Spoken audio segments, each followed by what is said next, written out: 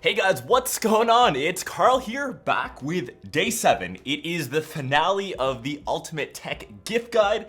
Today we're taking a look at items around the $1,000 price point. I know it's an expensive category, we're getting into laptop, smartphone ranges, but I am super stoked as one of the items, just like every one of these episodes, we started off at best tech under 25, 50, 75, 100, 250, 500, boom, and today we are at 1,000. Every single one of those segments will have a winner, and today is no exception. Just be sure to subscribe to the channel, smash this like button on this video, and of course comment down below which of the items that you're about to see is your favorite. And on Christmas Day, December 25th, I'm hoping to get a video out as well as post on Instagram the winners of the Ultimate Tech Gift Guide. You don't want to miss out. I think that will be pretty epic. Without any more waiting, let's get to our first items, and we'll start off with smartphones as they're probably the most sought after thing on this list. We've got 3 contenders, which I'm sure if you had any of them, you'd be pretty stoked. The first, Galaxy Note 8. In my opinion, the best Samsung phone of this year. Second, the Pixel 2 XL, maybe the best Android phone of this year. And of course, the iPhone 10. What more can I say? If you're team iPhone, you want this thing. I'll tell you a quick little fave from each of these. The Note 8, I think, has the best display from 2017 smartphones. The Pixel 2 XL by far has the best camera. The iPhone 10 finally has an updated look to it, which all iPhone users have been waiting for. That kind of just sits off to the side and competes with just other iPhones. They are all awesome, and if you got them in a little box like this, as I said, you would be pretty stoked. I know I would be. Number 2, this one was a surprise for me. I've actually been using the new Pixel Chromebook a lot for work. I kind of just can't get away from emails, and this thing has become my new work laptop power horse.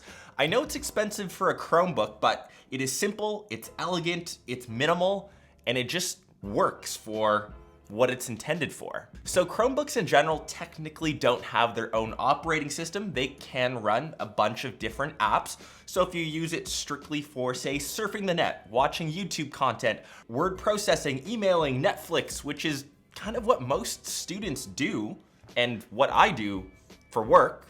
I don't watch Netflix at work, but you kind of get what I'm saying. For that purpose, I think this is a very capable laptop. I get it, it's pricey, it's around $1,000, but the form factor, it's solid. It's got 2 USB-C ports. Obviously, if you're looking to, say, edit video like I do over on my MacBook Pro, this won't be able to handle, but for the 90-ish% of you out there, this is a solid, viable option. And that's why it makes it onto my tech gift guide list. Item number 3 is actually right there. This is the BenQ PD32000U. It's a 32-inch 4K monitor, and I've been kind of working usually from my MacBook Pro, and I've been editing with my ultra wides. The one thing that I do miss, and I noticed that when I go to 5K, is how crisp the screens are. And that's exactly why I got this guy. I usually plug my MacBook now into this screen. It doesn't have a USB-C port, which is something that I do miss. You just need a dongle. But once you look past that, color accuracy, sharpness is on point. It's a beautiful screen to edit on. And of course, the clarity of having an Ultra HD screen is just second to none. Something that I definitely took for granted before. And now, of course, I'm enjoying again.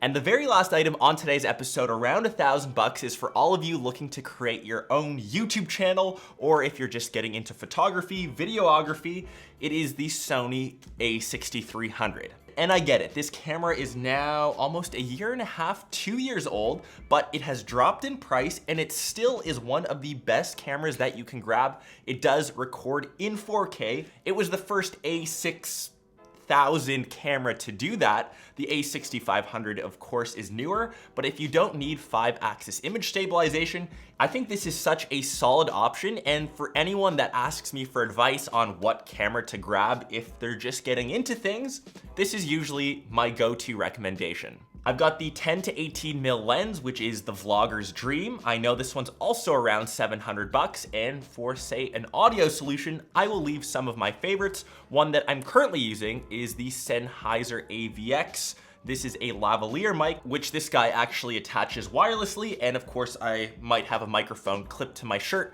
perfect for when I'm not in the studio, just like when I was taking some of my BMW shots.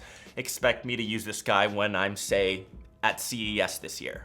And for everyone else, I'll try to leave a few little tidbits that I use in my studio, say like my lights, the microphone that's sitting up here, just things to help you out, which of course are a bit pricier, but I hope you guys found this video somewhat useful and have gotten some solid tech gift ideas for anyone important in your life, maybe yourself.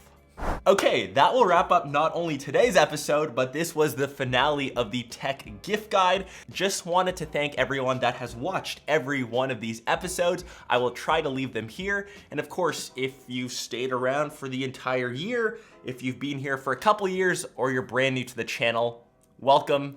Thanks for watching my face, and just remember to stay tuned on Christmas Day. Hope everyone is enjoying the holiday season, and I can't stress how important it is. Just disconnect from tech for a while, spend that quality time with friends, family, loved ones, and I will catch the rest of you in one of my next episodes or vlogs. Peace.